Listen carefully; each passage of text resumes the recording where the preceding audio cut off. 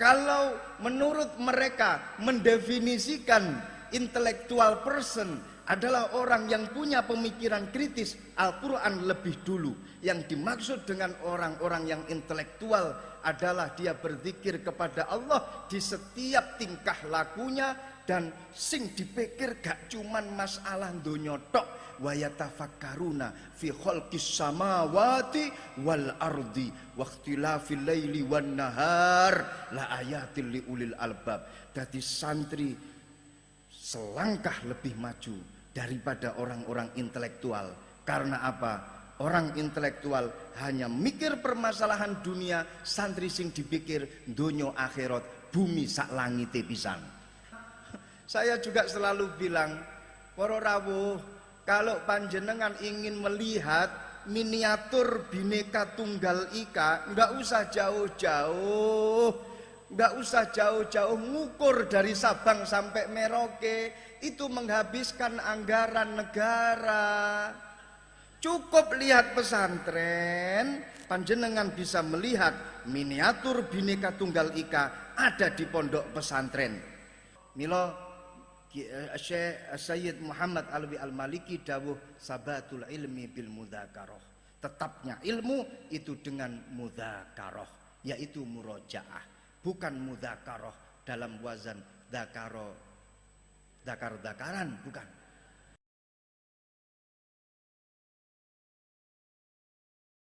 Masya Allah, begitu hebatnya santri, berpikiran kritis, bisa mengambil kesempatan di segala kesempitan. Lho niki lho, makanya para santri keluar dari pondok pesantren, segala permasalahan masyarakat, insya Allah santri siap untuk menjadi pengayom-pengayom dan mencarikan segala solusi untuk masyarakat. Lho niki santri. Bahkan kalau di dalam Al-Quran dipun sampaikan lebih dari itu syaratnya intelektual itu.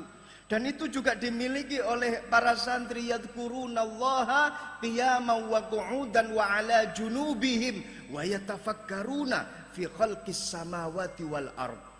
Lek tenggone syarate intelektualisme, intelektual niku lek di bahasa Arabno tidak jauh beda dengan ulil albab.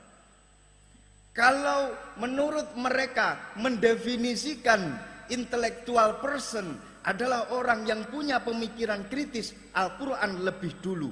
Yang dimaksud dengan orang-orang yang intelektual adalah dia berzikir kepada Allah di setiap tingkah lakunya, dan sing dipikir gak cuman masalah donya tok, wa yatafakkaruna fi khalqis samawati wal ardi wa ikhtilafil laili wan nahar la ayatil liulil albab. Dadi santri selangkah lebih maju daripada orang-orang intelektual. Karena apa? Orang intelektual hanya mikir permasalahan dunia, santri sing dipikir donya akhirat, bumi sak langite pisan. Itu santri. Yang kedua, syarat daripada seorang yang intelektual adalah research. Dia punya penelitian, dia punya pengalaman. Saya juga selalu bilang, para rawuh, kalau panjenengan ingin melihat miniatur Bhinneka Tunggal Ika, nggak usah jauh-jauh, nggak usah jauh-jauh ngukur dari Sabang sampai Merauke, itu menghabiskan anggaran negara. Cukup lihat pesantren, panjenengan bisa melihat miniatur Bhinneka Tunggal Ika ada di pondok pesantren. Dan gratis masuk pesantren, adapun anggaran untuk Sabang sampai Merauke cukup berikan kepada pondok pesantren saja. Lho kenging nopo? Kenapa pondok pesantren sebagai miniatur Bhinneka Tunggal Ika? Panjenengan pirsani piyambak, panjenengan mireng piyambak. Bagaimana tadi santri disebut, Masya Allah, yang hadir di depan kita tadi ini semua laki-laki, para alumni ganteng kabeh. Yang perempuan juga ayu-ayu kabeh. Dan tidak ada yang terbalik sing wedok ganteng utawa sing lanang ayu. Bahkan tadi saya sempat matur dateng Gus Niki kira-kira sing wedok niki tata rias make up niki teng pundi gitu. Subhanallah, kok wayu-wayu santri Berjan niki.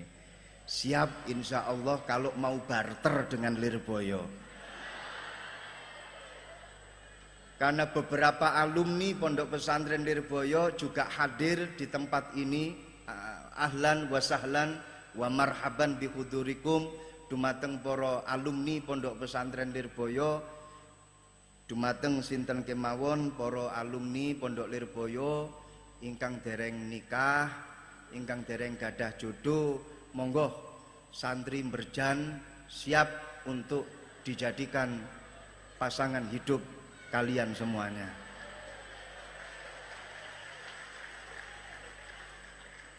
Panjenengan pirsani di depan tadi ini kenapa kita sebut pondok pesantren adalah miniatur Bhinneka Tunggal Ika? Tadi disebut dari Lampung ada, Lampung Timur, Lampung Barat ada, dari Jawa ada, dari Madura ada, suku Bugis ada, suku Dayak ada, suku Batak ada, semuanya ada. Sehingga konco-konco santri setiap hari itu kumpul dengan teman-temannya yang berbeda suku. Sing Jawa sering kumpul karo wong Dayak, sing Madura sering kumpul dengan orang Sunda. Bahkan sampai diteruskan sing Sunda besanan karo sing Madura, sing Madura ijol-ijolan adik karo sing Dayak. Setiap hari berinteraksi antar suku. Sehingga jaminannya adalah ketika santri itu keluar dari pondok pesantren, insya Allah sudah terbiasa ketika dia berhadapan dengan makhluk hidupnya Allah dari berbagai macam suku. Ini adalah santri. Dan tidak cuma itu tok. Ketika berada di pondok pesantren, para santri ini juga berinteraksi dengan mereka-mereka yang strata sosial ekonominya itu berbeda-beda. Ketika di pesantren kumpul karo koncone sing sugih, akeh. Kumpul dengan koncone sing melarat, akeh. Kumpul dengan koncone sing kadang sugih, kadang melarat, akeh. Dengan berbagai macam karakter, teman-temannya karakternya macam-macam, setiap hari mereka berkumpul.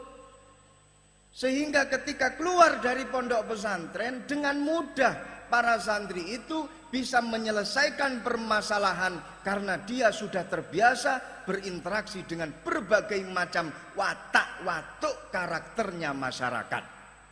Ini santri. Syarat yang terakhir adalah reflection about society. Pasti seorang santri pasti memiliki himmah yang luhur untuk membenahi masyarakatnya. Seperti tadi yang disampaikan oleh Dawes Dekker dan juga disampaikan oleh seorang peneliti yaitu Hiroko Horikoshi Clifford Geertz juga pernah menyampaikan hal yang serupa. Dan juga siapa itu namanya yang dari Australia, dari Canberra. Saya pernah bertemu dengan beliau ketika saya berada di Canberra. Saya lupa, daripada saya di sini lama memikir namanya, lebih baik saya teruskan saja omongan saya. Yang penting mereka mengatakan bahwasannya seorang santri ketika berada di tengah-tengah masyarakat, dia menjadi pengayom dan bahkan melakukan perubahan-perubahan sosial. Berubah dari hal yang negatif menjadi yang positif, berubah dari hal yang baik menjadi lebih baik. Kemutan kalih nopo sing dipun dawuhaken kalih panjenenganipun Mbah Kiai Mahrus Ali, berkali-kali beliau menyampaikan di depan para alumni, laisa minna malam yahtam bi umuril muslimin. Bukan termasuk golongan kita. Siapapun orangnya, apapun jabatannya, apapun pangkatnya, apapun profesinya, ketika dia beraktivitas kok tidak memiliki himmah untuk mementingkan permasalahannya orang-orang muslim, maka dawuhnya Rasulullah, hum laisa minna. Dia bukan termasuk golongan daripada kita. Alhamdulillah Bupati yang mewakili pada malam hari ini memiliki kepedulian yang tinggi terhadap Pondok Pesantren An-Nawawi. Insya Allah kita bareng-bareng masuk surga mengke. Amin ya Rabbal Alamin. Loh, ini sudah menjadi platform daripada santri, sehingga nggak usah kita repot-repot mikir ke depan mau seperti apa kita, mau jadi apa kita, karena intelektualisme sudah menjadi cap, menjadi platform kita ketika kita menjadi seorang santri. Hadirin hadirat ingkang dipun mulyakaken Allah Subhanahu wa taala, ingkang salajengipun kawula badhe matur ngeten. Babakan masalah santri kula badhe ngomong dumateng para alumni utawa para calon-calon alumni. Permasalahan di masyarakat sangat kompleks. Jenengan jangan sampai terbawa dengan provokasi-provokasi yang bisa mencerai-beraikan kalian karena hanya perbedaan pendapat. Jenengan jangan sampai terbawa dengan provokasi yang menyeret panjenengan untuk lepas dari akidah prinsip Ahlus Sunnah wal Jamaah. Dawuhipun Mbah Kiai Mahrus, ikutilah kemana sungai itu mengalir, tapi jangan sampai kau hanyut oleh aliran air itu. Masyarakat dengan berbagai macam karakternya, masyarakat dengan berbagai macam profesinya, seorang santri harus betul-betul bisa menjadi seorang pengayom. Masyarakat niku, menungso niku dipun ciptaken kalih Gusti Allah niku sebagai tedak turune Nabi Adam. Nabi Adam niku dibuat oleh Gusti Allah minatinil lazib, dibuat oleh Gusti Allah saking tanah. Ulama semuanya sepakat kalau Nabi Adam itu dibuat dari tanah. Ada perbedaan pendapat para ulama, tanah sing endi? Tanah liat sing endi? Apakah tanah liat dari Timur Tengah? Apakah tanah liat dari India? Atau tanah liat dari Somalia? Atau tanah liat dari Indonesia? Wonten setunggal pendapat dari golongan para ulama yang mengatakan begini, Nabi Adam itu diciptakan oleh Gusti Allah dari kumpulan-kumpulan tanah liat. Mbok menawa tanah liate Jawa dijukuk titik, tanah liate Timur Tengah dijukuk titik, tanah liate Syam, Persia, India, Pakistan dijukuk titik, kemudian ditiupkan roh kun fayakun, jadilah Nabi Adam. Makanya warna kulit menungso niku beda-beda. Enek sing sawu mateng, ana sing sawu bosok, ana sing kuning langsat. Ini mbok menawa kebagian tanah liat Timur Tengah. Enek sing ireng jeliteng, iki mbok menawa kebagian tanah liat Somalia. Saya pernah punya seorang teman dari Somalia. Ini kulitnya wireng, nyuwun sewu. Tapi beliau ketika saya tanya, apakah kamu bangga dengan kulit hitam yang panjenengan miliki itu? Dia jawab, ana atafakhar bihadal jilid, bilauni hadal jilid. Aku sangat bangga dengan warna kulit saya. Karena apa? Nabi Adam terbuat dari tanah liat. Tanah liat mesti warnanya ireng. Berarti aku lebih original bila dibandingkan sing kuning-kuning utawa sing putih-putih.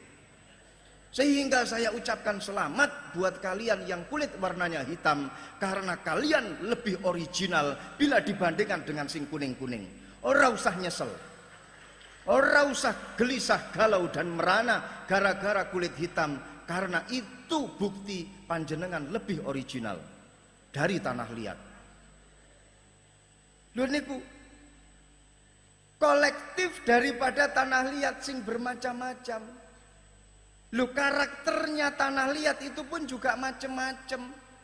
Ono tanah liat yang kemudian dihidoni tok, cuh niku iso tumbuh rumput. Ono tanah liat, ono tanah sing bolak-balik disirami sampai 100 ora tumbuh-tumbuh. Ono tanah liat diencepi tanaman, diguyur banyu, dipupuk ping 1000 nggih mboten tumbuh-tumbuh. Karakter tanah macam-macam. Jangan kalian mencoba-coba untuk tanam pohon pisang di Saudi Arabia. Mustahil, karena tanahnya beda. Jenengan juga jangan coba-coba untuk menanam korma di tanah Jawa. Mbok menawa tumbuh tapi gak uwoh, karena karakter tanahnya beda. Makanya karakter manusia itu pun juga berbeda-beda. Enek wong sing dikandani ping 1000 gak mudeng-mudeng, enek wong sing dikandani ping 100 nembe mudeng. Yo enek wong sing dikandani nembe ping sepisan langsung mudeng. Ada juga ora usah dikandani, hanya dikasih isyarat niku langsung mudeng. Niki karakter masyarakat besok yang kalian hadapi ini semacam ini. Loh, kalian harus siap dengan berbagai macam karakter tanah. Tapi alhamdulillahnya di pondok pesantren panjenengan sudah terbiasa dengan berbagai macam karakter manusia. Insya Allah itu adalah permasalahan yang sepele untuk kalian.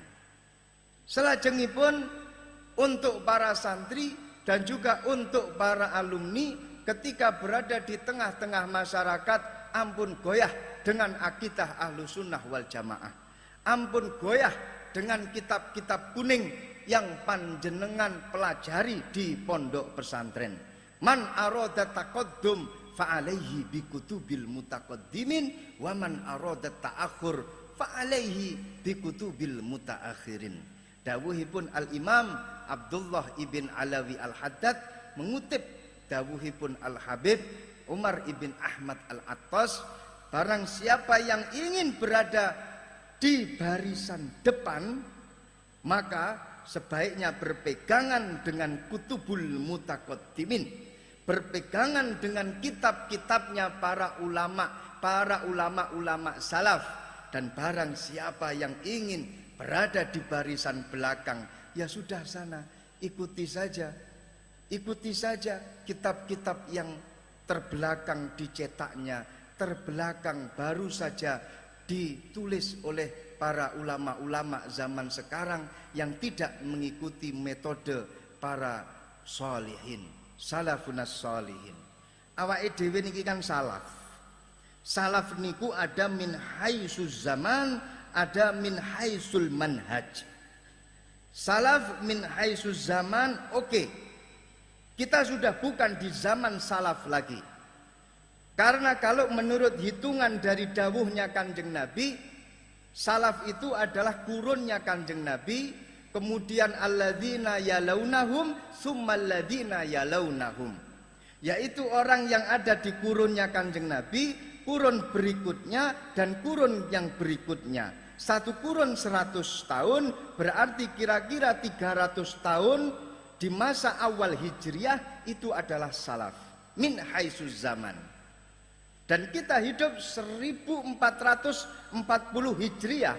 Di tahun ini berarti kita sudah keluar dari zaman salaf. Tapi kita ini adalah salaf min haitsul manhaj. Kita ini adalah salaf dari sisi metode kita dalam belajar, metode kita dalam hidup. Kita ini adalah orang-orang yang salaf karena kita mengikut pada orang-orang pendahulu. Sanate awake dhewe niki kan Masya Allah lurus datang Kanjeng Nabi. Lurus. Sanate awake dhewe Masya Allah, apa yang kita lakukan di dunia ini nyuwun sewu, kula badhe ngemutaken, ad-dunya kulluhu, ad-dunya halaluhu, ad-dunya haramuhum hisab. Teng donya kabeh halal harame donya niki sedaya niki dihisab. Perkara haram dihisab, perkara halal nggih dihisab. Besok awake dhewe niki ditakoni karo malaikat. Contoh, jelas kalau perkara haram pasti dihisab. Kalau perkara yang halal, contoh kaya ngombe gawe tangan kanan sunnah.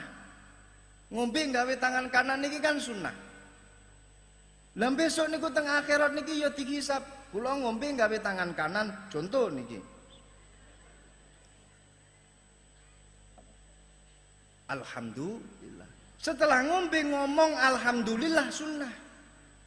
Lah perkara-perkara sunnah seperti ini besok tenggone akhirat niku ya bakal dihisab. Dipun tangleti sampean benjing, sampean karo malaikat dipun tangleti. Dulu ketika kamu di dunia ngombe nggawe tangan kanan, sadurunge ngombe maca bismillah, setelah ngombe maca alhamdulillah, oleh ngelmu kuwi teko ndi? Kamu dapat ilmu itu dari mana? Sampeyan saged jawab, saya dapat dari Mbah Kiai Halwani. Malaikat kemudian datang ke Mbah Kiai Halwani. Panjenengan saking pundi Yai ilmu niku? Kula saking guru kula, Mbah Kiai Marzuki, Mbah Kiai Mahrus. Semisal Mbah Kiai Marzuki kalih Mbah Kiai Mahrus dipun tangleti kalih malaikat. Ilmunya dari mana? Dari guru saya, Mbah Kiai Abdul Karim, muassis pondok pesantren Lirboyo. Mbah Kiai Abdul Karim ditanya, sampean dari mana Kiai? Dari guru saya, Syekhona Khalil Bangkalan. Mbah Khalil ditangleti saking pundi? Saking Mbah Kiai Mahfud Termas. Mbah Kiai Mahfud dipun tangleti saking pundi Kiai? Saking guru kula sinten? Mbah Kiai Ahmad Zaini Dahlan. Kiai Ahmad Zaini Dahlan dipun tangleti saking pundi? Kiai Ahmad Ad-Dasuki.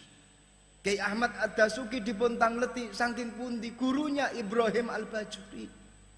Ibrahim Al-Bajuri dipun tangleti saking pundi? Gurunya Abdullah As-Sanusi. Abdullah As-Sanusi dipun tangleti saking pundi? Saking gurunya Abduddin Al-Iji. Abduddin Al-Iji dipun tangleti saking pundi? Saking gurunya Muhammad ibn Umar Fakhrul Razi. Muhammad ibn Umar Fakhrul Razi dipun tangleti saking pundi? Abdul Karim Asy-Syahrastani. Imam Asy-Syahrastani dipun tangleti saking pundi? Muhammad Al-Ghazali. Muhammad Al-Ghazali Hujjatul Islam dipun tangleti saking pundi? Saking Imamul Haramain Al-Juwaini.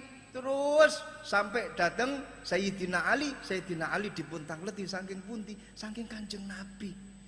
Dadi jenengan para alumni pondok pesantren yakin, sak yakin-yakine besok tenggone akhirat awake dhewe niki dipun syafaati kalih para ulama, kalih para kiai yang sanadnya nyambung sampai Kanjeng Nabi Muhammad sallallahu alaihi wasallam. Beda lek jenengan belajarnya tidak dari pondok pesantren. Makanya lek tenggone pondok pesantren krana sambunge kalih para kiai, setiap arep ngaji kiai ini difatihai dhisik. Kemudian musonnife ila hadrati muallifi Fathil Qorib Al-Fatihah, ila hadrati muallifi Alfiyah Ibni Malik Al-Fatihah. Mboten nate mireng ila hadrati muallifi biologi Al-Fatihah.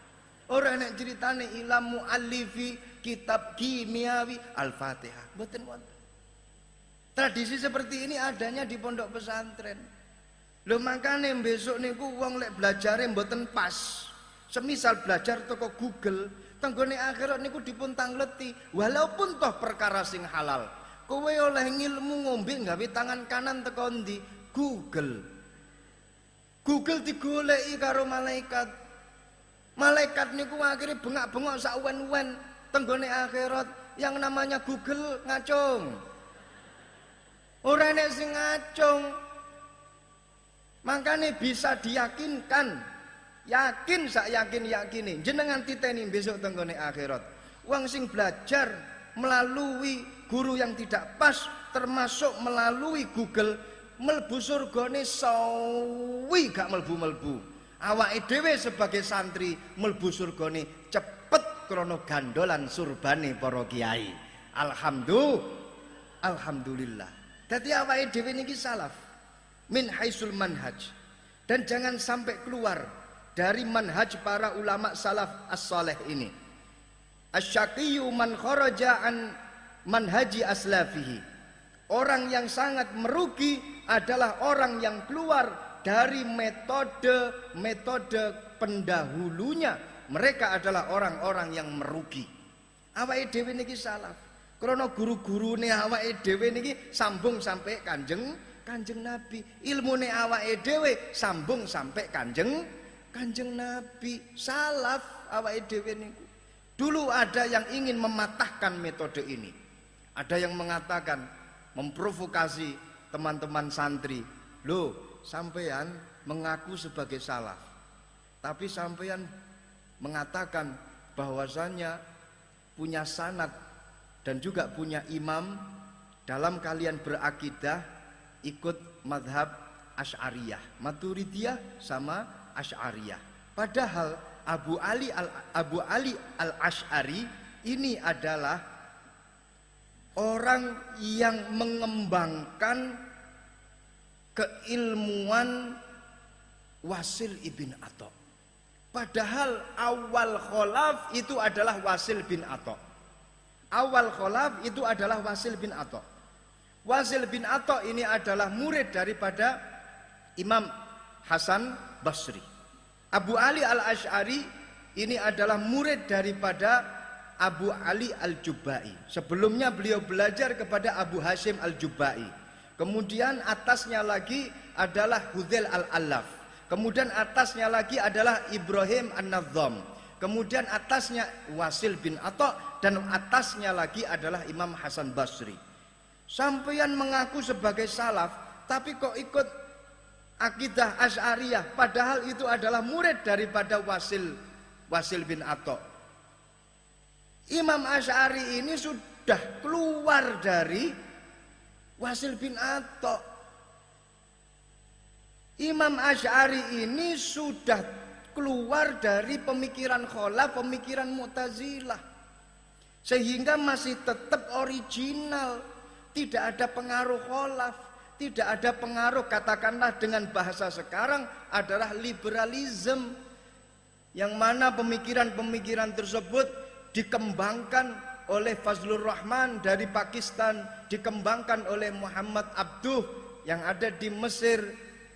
Ini kita keluar dari itu semua, nggak ada sangkut pautnya dengan kholaf, sehingga kita masih tetap dalam tataran runut salaf sampai Rasulullah Sallallahu Alaihi Wasallam, tetap berpegangan dengan kitab kuning. Nah, yang jadi masalah ketika panjenengan berada di tengah-tengah masyarakat adalah egonya muncul. Naudzubillah min dzalik.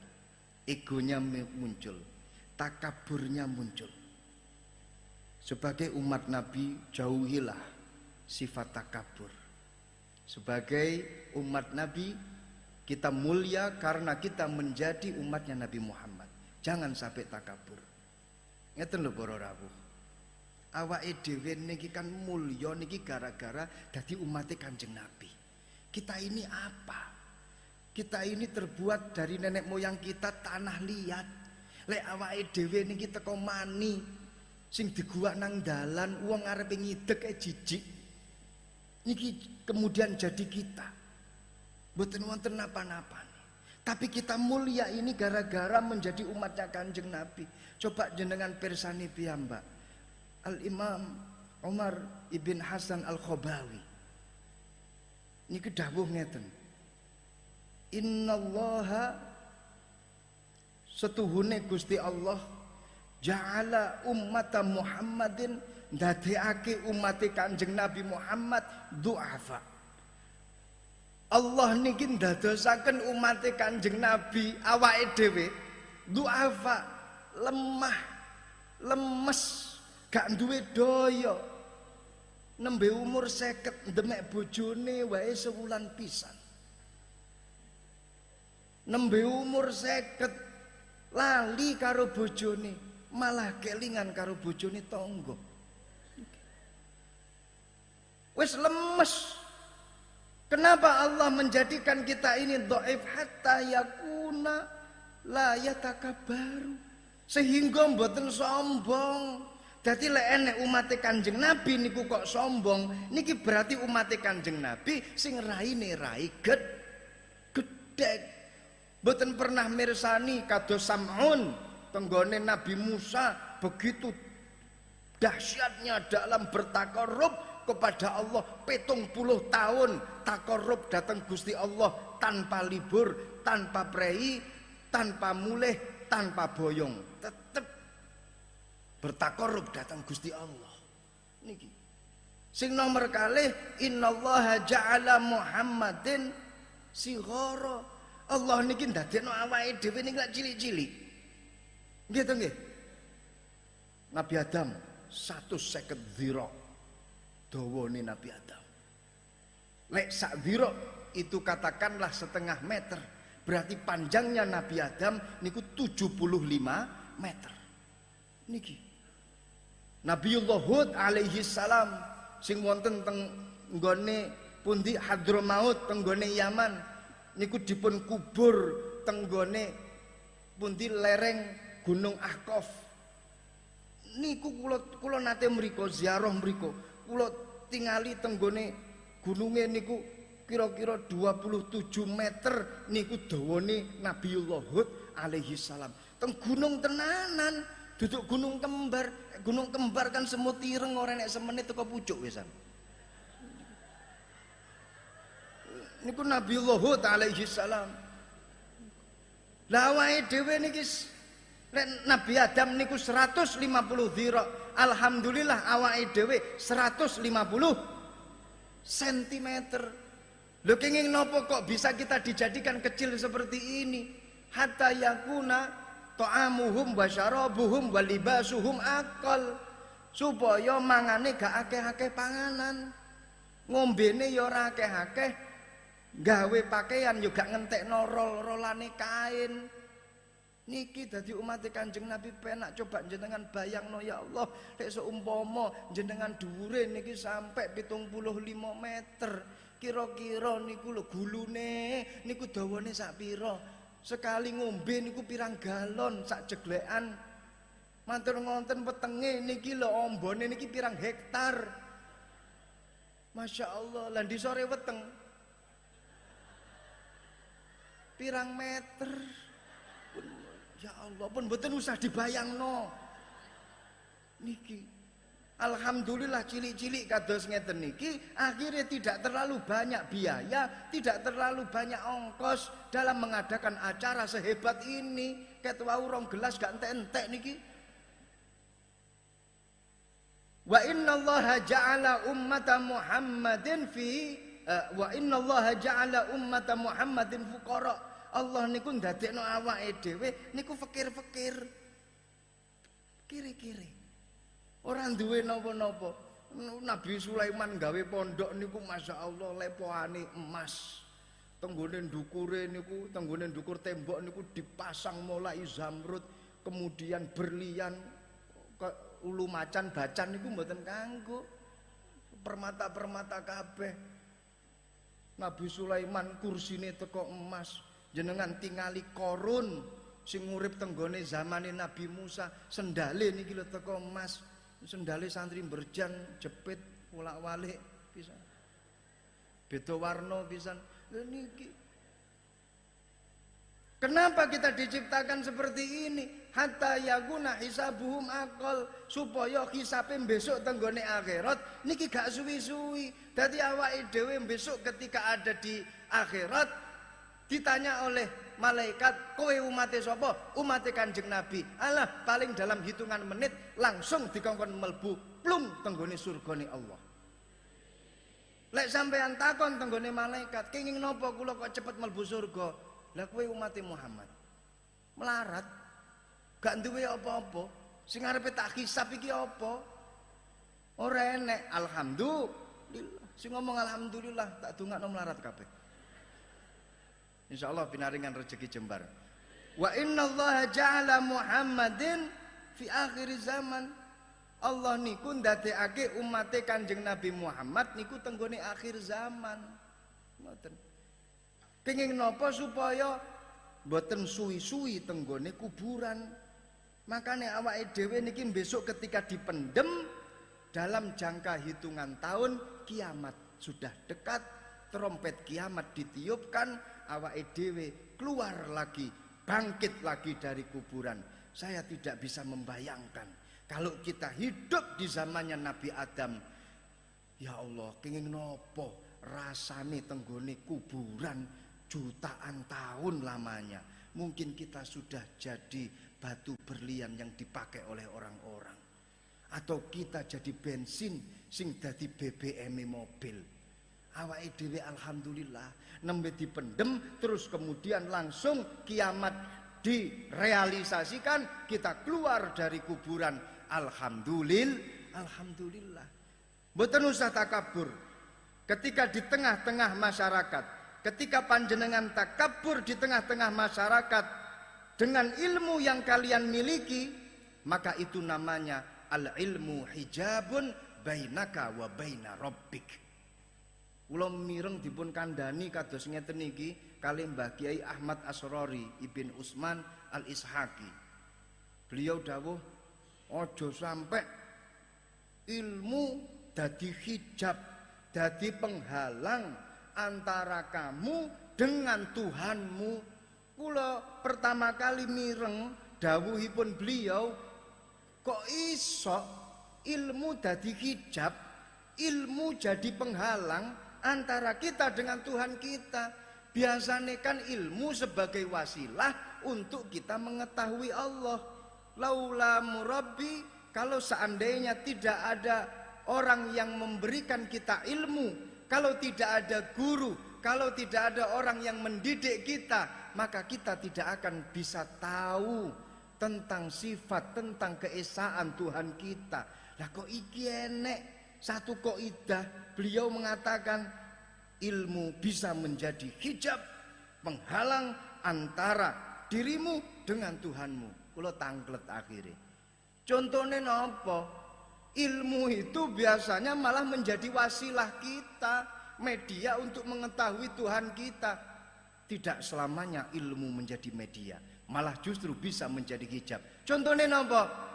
Contohnya wong mari pidato, wong mari ngekei acara seminar, orang setelah memberi acara ceramah, orang setelah memberi materi-materi, kemudian setelah dia memberi materi, dia mengatakan, iki lo aku. Lihat semua orang terpana kepadaku. Lihat semua orang menangis gara-gara ceramahku. Ini adalah wujud ilmu bisa mengantarkan kepada takabur. Ilmu bisa menjadi penghalang antara dirimu dengan Allah Subhanahu wa ta'ala. Ketika panjenengan keluar dari pondok pesantren, lah kok malah takabur, lah kok malah sombong, maka ilmu yang kalian dapatkan bukan ilmu manfaat. Itu namanya adalah ilmu yang menghalangi kalian dengan Allah Subhanahu wa ta'ala. Rumiyin Syekhul Islam Zakaria Al-Ansari, pengarang kitab Fathul Wahhab, niku tahu maca kitab cilik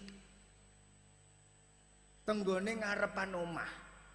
Salah satu murid senior beliau, salah satu santri senior beliau niku lewat ndelok gurune Zakaria Al-Ansari nyekel kitab cilik, katakanlah fikih mabade', katakanlah Safinatun Najah.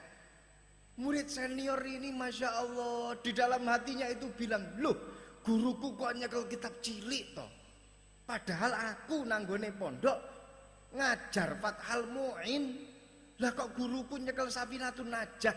Wah, ini kalau nggak diingatkan bisa-bisa orang tahu terus menurunkan grade atau menurunkan derajat daripada pondok pesantren kita daripada murid-murid beliau.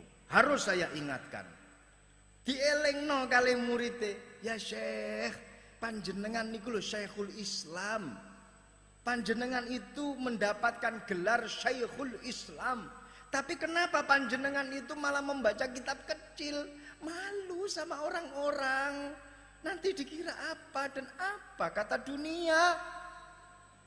Mbok yaunya kalau kitab sing gede, Ittihaf, Mughnil Muhtaj, sing gede-gede ngoten lho. Bidayah wan Nihayah. Gede ngoten nyekel kok Safinah. Didukani oleh Syekhul Islam Zakaria Al-Ansari. Awakmu gak ngerti apa-apa. Wasaltu fi hadhil martabah biwasilati hadhil martabah. Aku iso disebut seperti itu. Saya bisa sampai seperti ini. Yo gara-gara kitab cilik. Gara-gara kitab sing cilik-cilik iki. Yo kudu dihormati.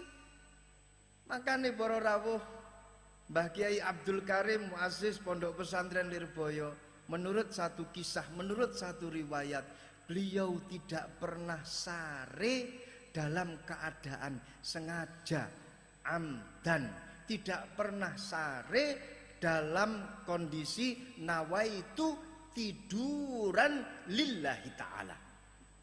Kenapa? Karena beliau kalau sare dalam posisi dengan berbagai macam posisi, di tangannya selalu pegang kitab. Kitab cilik, kitab gede dicekel kalih Mbah Kiai Abdul Karim. Beliau menurut sejarahnya setiap kali mau mengajar pasti memutolaah. Pasti mau memutolaah walaupun toh yang akan diajarkan itu jurumiyah. Ngajar jurumiyah tetap buka kitab jurumiyah, dimutolaah terlebih dahulu. Mau mengajar Imriti dibuka Imritine, mau ngajar Alfiyah dibuka Alfiyai, apapun tingkatannya. Niku Mbah Kiai Abdul Karim lek sare niku mesti gawe cekelan kitab cilik, kitab gede. Berarti ini menunjukkan kalau beliau tidur dalam keadaan tidak sengaja, alias keturun. Mirip dengan kita, kalau tidur mesti keturun, tapi tenggone tangane awake dhewe iki mesti cekelan HP. Beda titik, cekelane mawon sing beda. Para rawuh hadirin hadirat ingkang dipun mulyakaken Allah, mila Syekh Sayyid Muhammad Alwi Al-Maliki dawuh sabatul ilmi bil mudzakarah. Tetapnya ilmu itu dengan mudzakarah, yaitu murojaah, bukan mudzakarah dalam wazan dakar-dakaran, bukan. Tapi dzakaro maksud mudzakarah, maksudnya di situ adalah murojaah. Lanjutkan belajar panjenengan. Belajar ini sebuah kewajiban, tidak ada batas waktu kecuali kita sudah masuk ke liang lahat. Lanjutkan ke jenjang yang lebih tinggi, jangan berhenti untuk menuntut ilmu, jangan berhenti untuk berkreasi. Mugi-mugi ilmune manfaat kabeh, mugi-mugi ilmune maslahah kabeh, mugi-mugi ilmune dipun ridhoi kabeh, mugi-mugi kita kelak nanti di akhirat bersama dengan guru-guru kita. Amin ya rabbal alamin. Wal afu minkum. Wassalamualaikum warahmatullahi wabarakatuh.